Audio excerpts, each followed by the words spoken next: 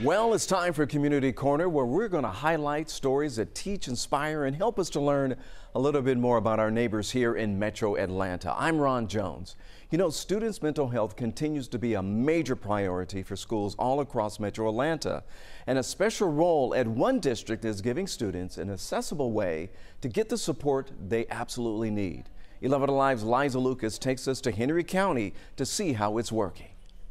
Henry Grant is all smiles starting 5th grade. A big switch, he says, from this time last year. I first came to Eastlake Elementary in 4th grade because I had to move from New York, and I was really sad about that. But then Henry found this space and the support of Marga Kirshner. She's a person I can trust in the school, somebody I can talk to. Mrs. Kirshner is Eastlake Elementary's mental health and wellness facilitator, a role the district created with American Rescue Plan funding. She provides wraparound support for students' mental health, whether it's challenges in the classroom or other issues like housing or health. Sometimes it's just someone to listen. She's like that adult here at Eastlake that I can trust. Or a quiet place to breathe and reset.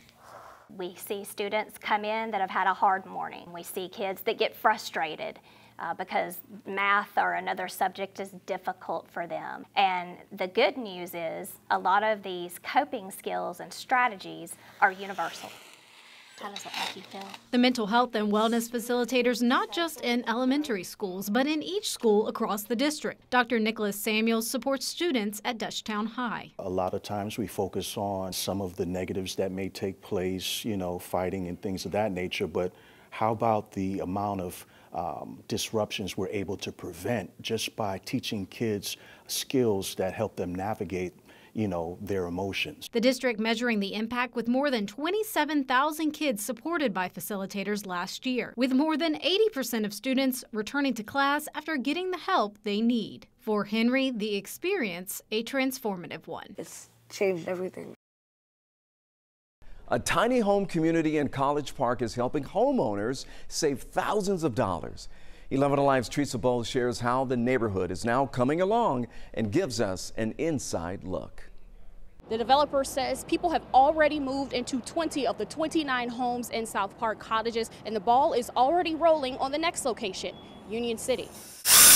Crews are putting the finishing touches on the final 9 tiny homes. 16 months after construction began, all 29 have been sold. The money they spend is directly impacting this community. College Park will now get, and Fulton County will now get tax revenue from this community that didn't exist before. Plus, developer Booker Washington says micro-communities are also keeping more money in the residents' pockets. I'm saving about maybe $2,000. I'll be passing this down to my son. Equity. With rent continuously on the rise across Metro Atlanta, Janice Williams chose to buy for the same size space. I was considering getting an apartment because I'm downsizing from a 5-bedroom house on the south side, and it was just too much. My son moved out.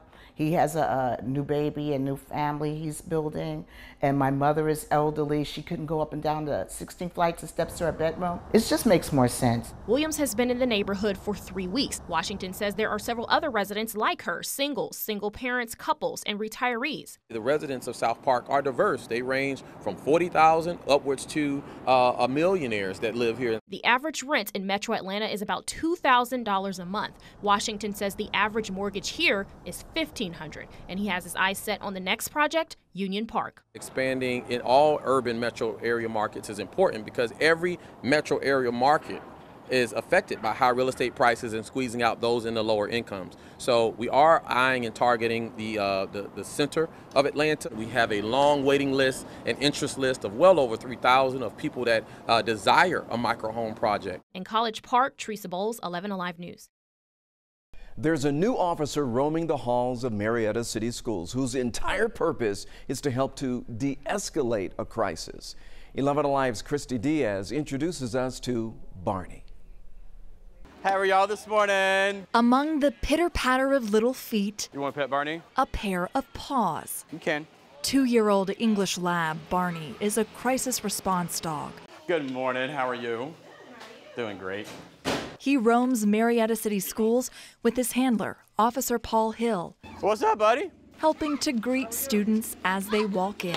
Hey, Barney! Try to start everybody's day on a good note. Can I pet Barney? Absolutely. Until there's a crisis. And a crisis can be anywhere from a simple temper tantrum to a student that's actually destroying a room, yelling, screaming. You want to try petting? Or it could just be a tough start to the day. I want someone to walk me to my class. Okay, we can walk you to your class. Bernie, move. Moseying into action to de-escalate the big feelings of these little people. Something Officer Hill says on his own was tricky and time-consuming. When it comes to de-escalating children, we either talk to them or we restrain them. That's it. That's all we got. So he started looking for other solutions and found one in Wisconsin. As other local news now, one canine officer is using her gentler side to make a difference. So he called up the school resource officer in the story. We spoke for about an hour and a half, just about what he did, how he was doing it, how he got to where he was. After years of looking and training, he finally found Barney. The community raised $42,000 to bring him here. Officer Hill says the investment has paid off. So far this year, Barney helps with about 6 to 7 de-escalations per week. Officer Hill says what would normally take him 2 hours, Barney does in 7 minutes. Barney has the ability to do things that just no human can do. A calming presence for whatever Marietta students need. The musical genre of hip-hop is now turning 50 years old, and plenty of artists and entrepreneurs have made their mark right here in Atlanta. 11 Alive's Latasha Givens gives us more on hip-hop from JB's Record Lounge at the corner of Abernathy and Lowry. It started out in the Bronx, but the South has certainly had something to say over the last 50 years. And right now, many Atlanta hip-hop artists are not only topping the music charts, but they're a major player in the Georgia economy. Andre 3000 dropped that flag and marked the South got something to say. And since then, Atlanta has been the catalyst for creating some of the biggest names in hip-hop and many others who call it home. T.I., you got Killer Mike, you got Rick Ross, we got 2 Chainz. And their metaphors add up to money. But hip-hop has made a tremendous economic impact in Georgia. Melinda Sylvester, founder of the Greater Georgia Black Chamber of Commerce, says there are 20,000 businesses in the state directly connected to hip-hop music. Atlantucky Brewery is a prime example. It's owned by Skinny DeVille and Fish Scales, members of the Grammy-nominated rap group Nappy Roots. I'm proud of where we're at in hip-hop and 50 years and shows that, you know, this is not a fad. It's about evolution and growth, and it's a representation of who we are as a culture, and I love it. You guys like Ice Cube, even Nas, Jay-Z, of course, but there's so many artists who have transitioned to great businessmen. Even myself being an original Bronx native, I say Atlanta is the current capital of hip-hop. Jamal Lindsay, co-owner of JB's Record Lounge in the West End, says the impact of hip-hop has been global. Happy anniversary, hip-hop.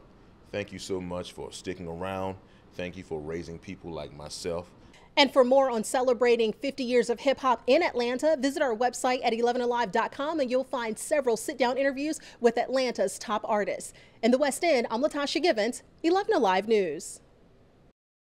A local mother is now building a supportive community for breastfeeding families. 11 Alive's Ariane Manise explains how she is actually bringing moms and families together for one huge walk. 80 registrants right now. Sterling Grace Simmons is a mom of 3 and nursed all of her kids. I've never wanted to be an octopus as bad as when I was a breastfeeding mom. I was just like, I need all these extra arms. It's a journey she knows isn't easy. Grace Simmons is now a certified breastfeeding specialist, helping mothers along the journey. And I felt like there was a huge gap between leaving the hospital with a newborn baby and the rest of what you're supposed to be doing. She created Loyal Lactation, where she walks pregnant and breastfeeding mothers through nursing their babies, providing them with hands-on and virtual education. I realized if I was going through this, that other people had to be going through this as well. And I just figured if I wasn't going to fill in the gap, then who would? She's now inviting moms and their families to walk through their breastfeeding journey together for the 4th annual Golden Bowl Breastfeeding Walk.